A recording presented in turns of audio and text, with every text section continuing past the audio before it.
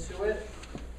So first I want to ask who here, you've all worked in lots of different workplaces between us. I'm wondering how many people here have experienced ableism in the workplace, that they felt like they were discriminated against or they saw someone discriminated against because they weren't able to do something they should be able to do. All right, keep your hands up. How many people have experienced homophobia or seen homophobia in their workplaces? How many people have seen classism, people being made fun of or discriminated against because they were perceived as poor? Racism, sexism. Right, that's pretty much everybody. So this is the reason that we do workshops like this, because cooperative should be more than economic justice. If it wants to really represent economic justice, it has to also represent a whole range of social justice issues, and not just put them in our mission statement, put them in our value statements, but also put them out in our policies and the way that we interact and we create agreements amongst each other. So since we've just seen that everyone has had experiences with this, when did you first realize that something was wrong? What was like a red flag that something was not right? For example, racism, sexism.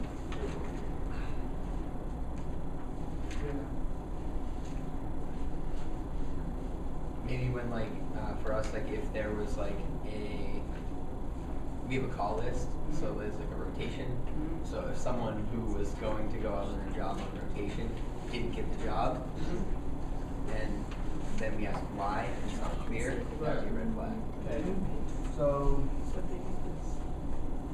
someone didn't get a job for a random reason, I guess. Yeah. People Passed over.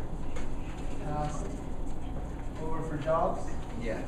And then we can label that as ableism. Yeah. Can you define ableism? I'm not sure. Does somebody else want to take a stab at it? Ableism? I mean, I think it could be perceived differently, but language is one of them. Like, if people don't have the skills of fully have a language, then you can't, do secretary work because you don't know how to write well or spell well and stuff. So language can be one, or hearing, if you're hard of hearing. So it's like assuming that people can speak English, assume that people can see 20/20, that they can hear, that they can stand up and walk, that they can lift, objects, all these things that we take for granted. When something doesn't happen, you don't know how to deal with it, or we respond instinctively by saying, well, they can't work here, they're not like a legitimate or a full member of the club because they don't, and we really need to expand. The whole idea is that we expand definitions about what businesses can look like and what people in businesses can look like. So that also involves tackling those assumptions. So what are examples about racism? What are some signs that people of color might be being excluded from the power and the decision making of an organization? Not getting advanced. Not getting advanced. So people refuse advancement.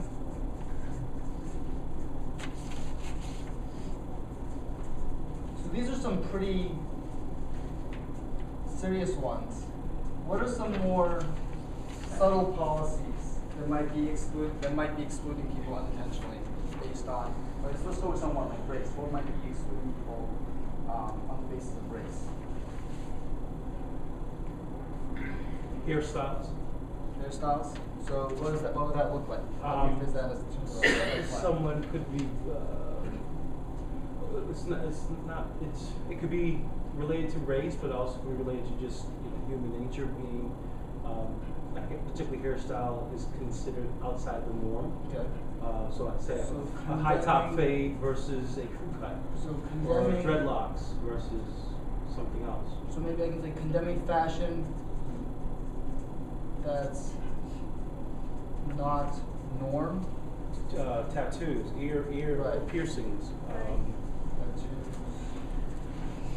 going to take a plunge here. So I think about our co-op, and so we want to be inclusive, but unless we are proactive about partnering people outside of our immediate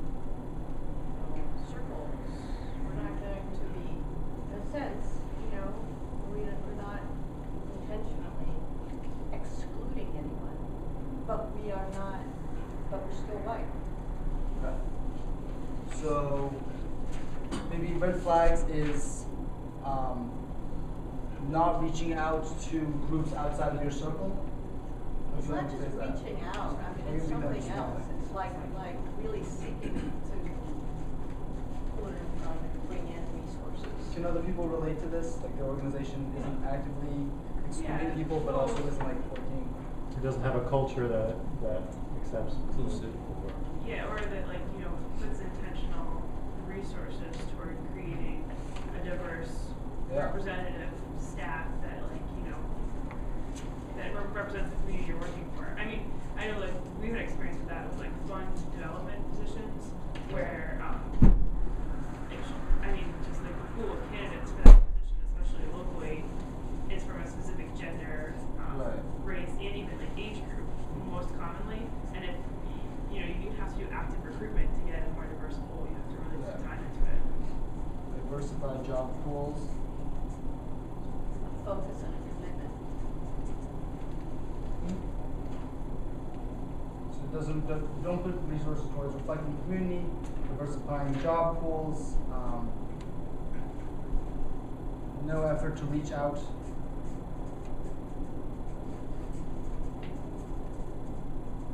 Other groups.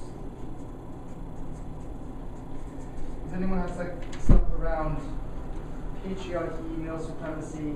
Basically, what are some signs that stereotypes and power roles around gender are happening in your co-op, even if you don't want them to?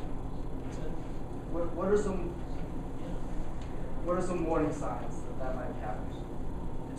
I don't know if this is a warning sign, but like,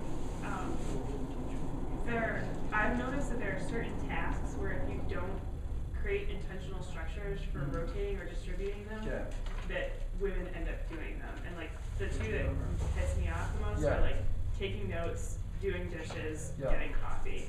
And like those are things where like if it's not talked about and no one is asked to do it, a lot of times you'll just see people, just women just taking that on, and then it just becomes a culture, and then it's suddenly the norm, the organization that you're. Women are smarter than men, so it's just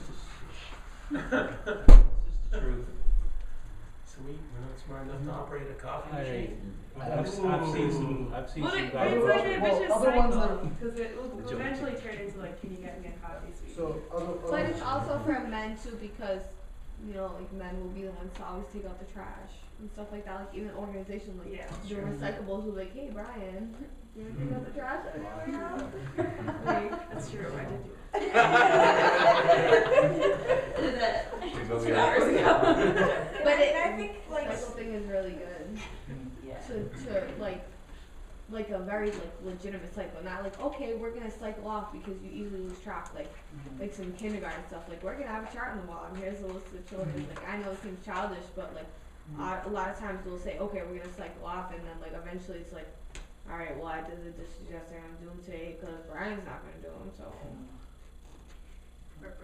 So that adds to the level of communication, though. I mean, that's what it's doing. It's just being really, you're purposefully doing that, so that people don't fall into these patterns of whatever. Yeah, I think I think it depends on like the culture of your co-op. I think like more organized, like we'll visually see it. Like I think that has to do like also like holding people accountable. Like if we're doing the cycle, you know, this is this on the wall, and it says that this week it's your turn or whatever. But like communication is obviously key. It's like having chores at home, right? I mean, I don't know, chores at home, but yeah. like I was thinking like for example, not to put names to that, but like I the first anti-racism training that the co-op did was to read some press, and I mean they still have an issue of like all the management being white and all the people in the print shop are people of color, and like you know I don't know, like I feel like it for us was like something we totally see from the day we went and did the assessment of the co-op, and like they really wanted things to change and give more but like it's a cultural thing, right? Like the people in management had more education, and they didn't have. They had money to put into like train people, but then they would lose labor if they had to take 10 hours a week to go to these classes. So Right. it was easier to hire somebody that already had the.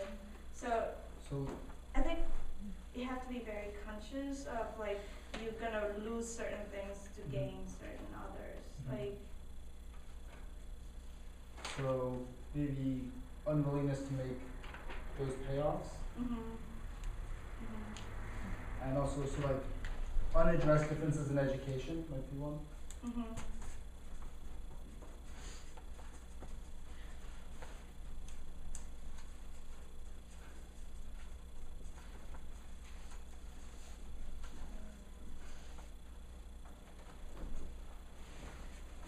So we were talking about ways to interrupt. This women are more likely to make coffee, take notes, do dishes. So that's something you notice, right? So what questions do you ask about that? Like, so like, what do you question? Like, so that's a symptom. You see that as a symptom. You see, people taking certain jobs. So like, what question did you ask in that situation when you saw like all the print workers that were of people of color and all the people in upper management were white? I asked the question, don't you think that's racist? Then Yeah. they're like, well, So don't you think that's racist? right. And actually, Very straightforward. and why are you so yeah. Well, no, that's good though because some people might not even realize it. Their answer was that they thought it was classist, and I'm like, okay. Either way. Give a name for it. Okay, what's that? So they identified it, but yet they call it something else? Well, I think they thought it was Yeah. just like Yeah. it was a class issue, it wasn't a race, but Yeah. Mm. Yeah.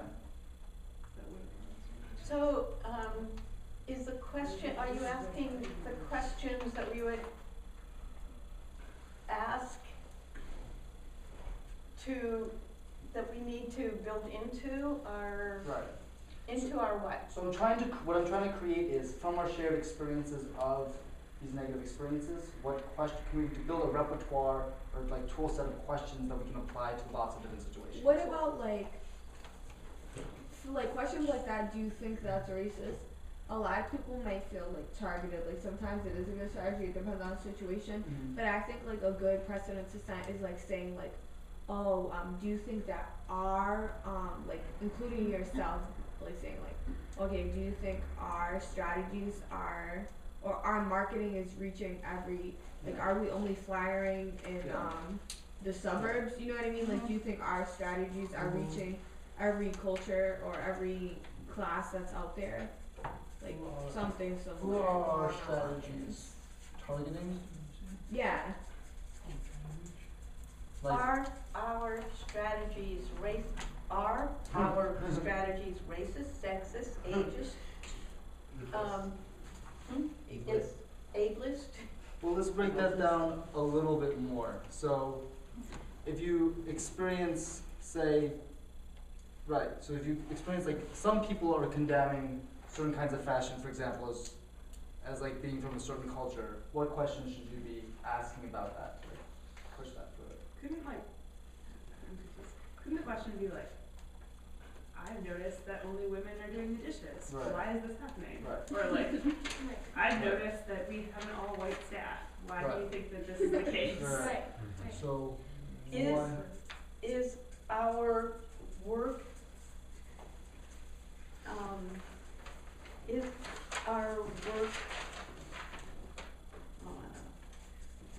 How about something like, so why are there Is- divisions of labor or power? is our staff representative of Our community?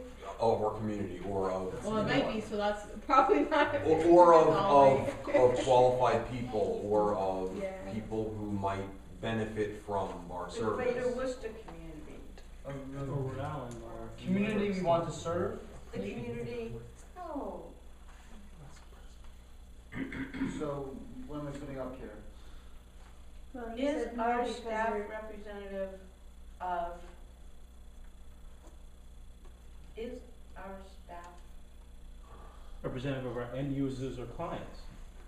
I mean, Or your values, I don't know. And Their clients might be does pretty- our staff reflect the values of diversity and inclusivity That, in our mission? it's so And I- broad though. but Yeah. I also feel like, and this is one of the issues that I feel like happens all the time, that people feel like, oh, we fixed racism because we have a diverse group. I don't know if that's also, and I think, I mean, that might be a bigger discussion to have, but I think it had been a big step back from fighting racism when we like have like, oh, now we have a diverse group, so racism doesn't exist anymore because we're all diverse. And then you have the workers in the shop, Right. we have 50-50, but it's still like Right. that.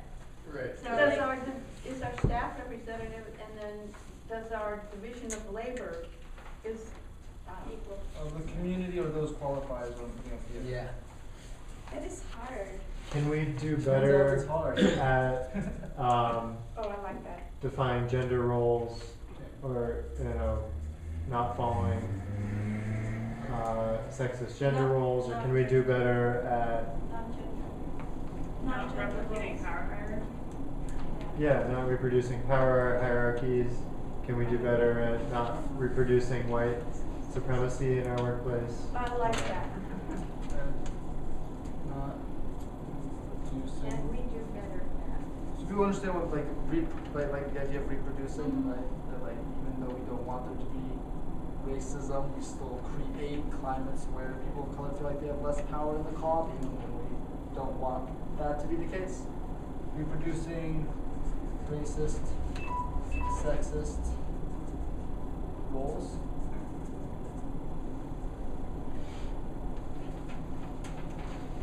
All right. These were- Can I, one more? Are we hiring like the most diverse, or are we is our hiring based solely on, well, I don't know how to put it, basically just saying that like, is our like group as diverse as it could be based on skill, or is it, could it be more diverse based on I don't know how to, you know what I'm saying? Like, I think we need to have a conversation about this, because recruitment is interesting. I mean, there's so many landscapers out there who are not white. But So what I'm hearing right now is that you guys are struggling with hiring people that aren't white. they were all white. You're all right. Like that's like a thing, right? Right? we're white. There are other- I mean, Well, can other does other groups have any other like ideas from the diggers that are You like guys working do on this issue? landscaping? Landscaping. I mean, I could speak to gender, where like, Yeah. well, we're pretty split gender-wise. Well, no, but just in terms of looking for it, because like, I'm a youth worker, and like, we are always looking for male youth worker staff, because, I mean, we have more males in our program. We have like 20 guys and 12 girls, but whenever we hire 3 positions every summer for summer jobs, and then we have 1 AmeriCorps position, and we get like 90% female applicants for those positions, like overwhelmingly, and they're all very qualified, and it's like true in the nonprofit sector, there just are more women applying for those jobs, but we're actively looking for men because we have more boys in our program. We really see that as like an important mix to bring in male staff. And so we have to do like active recruitment, but then we also have to, in our hiring process, weigh like, this person might be like super qualified and they do have a lot of youth worker training, but this person, even though they don't have as much skill, we really think it's worth it because we want to have a male staff person. And so like, that would be a criteria for us. We would make that call. We just don't hire very often. Yeah. We're small. I think like it is problematic because the landscaping field is like a place where there's like a big swath of diversity in terms of those things. Especially like there's lots of people who are explicitly like exploited landscaping workers. Maybe they're undocumented that would love to work in a cooperative. So like I think that is a problem. There are a lot of people of different races, cultures out there doing landscape with deep knowledge of gardening and landscaping, you know, of not landscaping, but gardening and And we have, growing things. I think like the diggers haven't hired anyone basically, but have just formed out of like people that were already in the co-op sort of scene, which speaks more to like the cooperative movements, like class and like race problems itself. You know? So what assumptions do we have about our industry? Also true. And maybe like how can we broaden the base of people who are aware of our work? Because I feel like what Shane brought up is like people who just like aren't in the co-op scene, they don't even know it's an option. It's like how can we do more work with like spreading the news so that we have people knocking on our doors and part of our club. So I want to move to having, I know we brought up so many ideas on how to interrupt these, like you were saying, Mackenzie, like a cycle of people living out those roles and then those getting reproduced into the way we think, so that we can't actually take those steps to move out of that cycle. So what I've heard so far have been more explicit processes around roles, right, inside the co-op. So let's say internal. What are those some ways that could look like?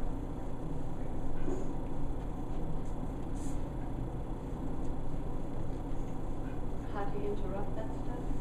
So I'm talking specifically around, I'm pulling out one thing that I'm just trying to come back to stuff that we talked about earlier so we don't. So we talked about female gender roles and then being assigned to making coffee, taking notes, doing dishes, doing the emotional work, doing a lot of times the stuff that's not, for example, in landscaping call the landscaper in a video call. So Videography. one solution that was offered was a job responsibility task force. That's true. Yeah, that's So good. transparent task boards. And rotating, so that sheet that we worked on is helpful because it helps us to define roles. And if we have rotating roles, then, you know, everyone gets. Though we don't have dishes on that. Well, some other ones we have are like answering phones, like doing like counseling work and like managing interpersonal conflict, which that a lot of times doesn't fall into paid hours, but it's disproportionately women's work, right? Alright, so what are some, do people have some ideas, for example, like the diggers on how they can challenge a lot of this, like internal stuff? So when we did our member chart with local village, we did have, you know, a percentage of men, white men, and then a percentage of women and a percentage of women of color. And like when obviously like the first one to fill up was the white man because farmers in general and stuff. So we like when people approach us and talk to us like they want to become a member or are interested in becoming, we say, well, you know, we can't until we have more people of color. If you find, you know, 3 people to come with you, like, and we actively, each of us say, okay, we have 3 women and 2 people of color, and so it's kind of like you figure out that how much. However, like we tried to map it out, which it was really hard. It was like 1 white male for like 5 oppressed people kind of thing. Right. But we like have to turn people away, and I don't know how you do that at work legally, but. Right. So yeah, so quotas are definitely, I think, illegal. But Yeah. so we do not recommend. But affirmative action is totally legal. But they're not illegal in co-ops because not even in housing co-ops is illegal. Like a lot of the rules in housing affect all the housing except co-ops. Like co-ops can decide who is a member and who's not. So you can't have So different than like a boarding house. But then cooperatives aren't legal either, so no one here lives in a co-op. But Wait, So can another- you use quotas in a co-op? So another thing I think are subject to employment laws, so Yeah. anything that's, it's like we can't have this many, like anything like, yeah, any after 5 white men, workplace we law can't hire applies anymore. to a worker co-op. the other thing that you run into is that these categories are not, you know, it's just not that simple because oppression runs on different dimensions. So if you have some, you know, a wealthy black person, a black person of privilege, are they more or less oppressed than a working class guy, you know? Well, Wait, sorry, can I go back to dynasty for a second? So so if you have a white male who wants to join your co-op and you already have 2 white male in your co-op in a certain ratio, like, what would be their options for response if they're trying to maintain this diverse representation? I mean, can they say no to that? This is a legal question. Yeah. I I mean, don't know the answer. I'm sorry, I was So Yeah. I was caught up with like the body language interaction that was also happening. Right. I think Judy thought that you guys were laughing at her because of her comment. oh Yeah. no. But you guys were giggling about something else, so I No, just, I'm sorry. there was kind of an unspoken thing that was happening. So anyway, so now that we cleared that up, what was your question again? So if Dinah's co-op Yeah. has, like, they have this representation that they're trying to create, and they already have the white males in their co-op, and then another white male approaches them and says, I really want to join the co-op, but that's gonna like really throw off this mix of like gender and race and things that they're trying to create. Uh-huh. What are their options to respond to that person? Can they say that? Like, So So if it's they not a act, worker, I think yeah.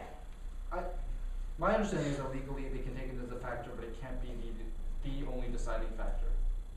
That what you can put on a job application is we strongly encourage women, people of color, trans people, immigrants, people without, I don't But know, people that are considered disabled to apply. You can't be like, no, whites need not apply is illegal. That's, Pretty sure. I feel like that's a job application, but what we're Housing. talking about is membership and housing I think it's in the the same. co-op, and we, housing is a Housing different has thing. very strict so, laws too. Definitely different. Well, it's different if It's if it's different. your house. if you're Right. living in the same household with somebody, you can kind of choose whoever you want to live with. But if it's but if it's different units and stuff, then yeah, all fair housing laws apply. But I mean, I think the answer to that, if it's like, I think if you're only getting a white male applying for a job that you're hoping to hire somebody else for, then you need to keep recruiting. Like, it's not illegal to keep recruiting if you're not getting the applicants you want. right.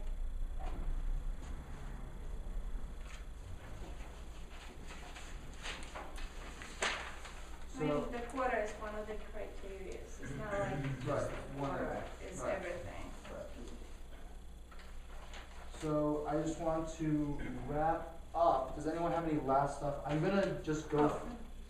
just a last interruption. I think you could build like these considerations formally into your hiring process, where you, like, if you have a framework or Yeah. a tool or something like that, just including those as considerations formally, not in a way that was not like shady or legally, Yeah. but like Legal. it could be like access to resources or like, you know, privilege or something like that. For us, we have like a 3-factor, and it's like aptitude, access, and risk. But like risk is our is the factor where we're looking at like, is this person disconnected from other stuff? Is there like, you know, other issues happening at home or things like that? Ooh, I like that. So it's aptitude, risk, and what else? Access. Access? Access. Yeah. I like that. Aptitude, access, and risk. It's not branded yet. So in your packets, I made you do all this work, but you had the cheat sheet the whole time. I'm sorry. I was thinking you're reading it, like, oh wait, no, it's ready. And real quick, I'm sorry I put this memorandum of understanding in there. It's not necessary, but it does have stuff you need on the back. So now you can see what our agreement is exactly with Toolbox for education, social action, and you have their contact information. You have a great example. That was just not intentional. We're just going over very quickly stuff that we didn't cover. Has information about racism, really spelling out all the ways that patriarchy becomes supremacy can play out, capitalism, ableism, homophobia. Questions that you should be asking that we haven't brought up are things like, what are the faces of the organization, like who is out there speaking on behalf of the organization? We have representation, who has the power, who is thought of as having the knowledge or being the experts in the cooperative. Yeah, like we're talking about inside of like the knowledge and skills, what skills are valued and which aren't. Things like how is gender identity talked about. So this is the important point that we didn't cover. But in the agreement, in the language of, I don't want to cover this really quickly because I think this is an important point, but in the language of your documents, ways that you can avoid recreating those dynamics include not phrasing things in terms of male or female, just like they were talking about in the job description, like using gender neutral pronouns and gender neutral words like salesperson, using not assuming that people are heterosexual or in those kinds of relationships, and not assuming that everyone that wants to join the cooperative speaks English, those kinds of things. Does anyone have anything to add to that? The ways that the language of the documents, their structure can be more anti-oppressive? I think most of that's covered in the job description stuff. It's a lot of the same language. And how, yeah, well, then we just talk about sexuality. Progressive sexual harassment policies look like having a much wider range of what sexual harassment can look like than a man on a woman, right? So those kinds of things, like questioning stereotypes about gender and sexuality. And we also, I just want to put up a few tactics that we didn't get to from the tactics for interrupting and change making. Include exit interviews being really important to, obviously people should be striving to create atmospheres where people can bring up any of these issues at any time, but sometimes they don't for whatever reason. And then leaving your cooperative is an opportunity to get them to open up, be more honest, say some last things that they might not otherwise have said in an intentional space where they feel like they aren't being judged or have to suffer any consequences for it. Anything about that you want to say? Ongoing individual and organizational education. I think that we talked about that. Education, clearly defined rules and expectations, and developing policies for addressing conflict, tension, hurtful behavior. Conflict policies. And then we also talked about leadership development plans, like you were saying, not like really understanding that it's not just a matter of shifting your consciousness in terms of understanding that more people of color should be in the co-operators and more women should have leadership roles or voices, but understanding that those take resources and time and effort and meetings, difficult conversations to happen. You have to be willing to actually do all that. So.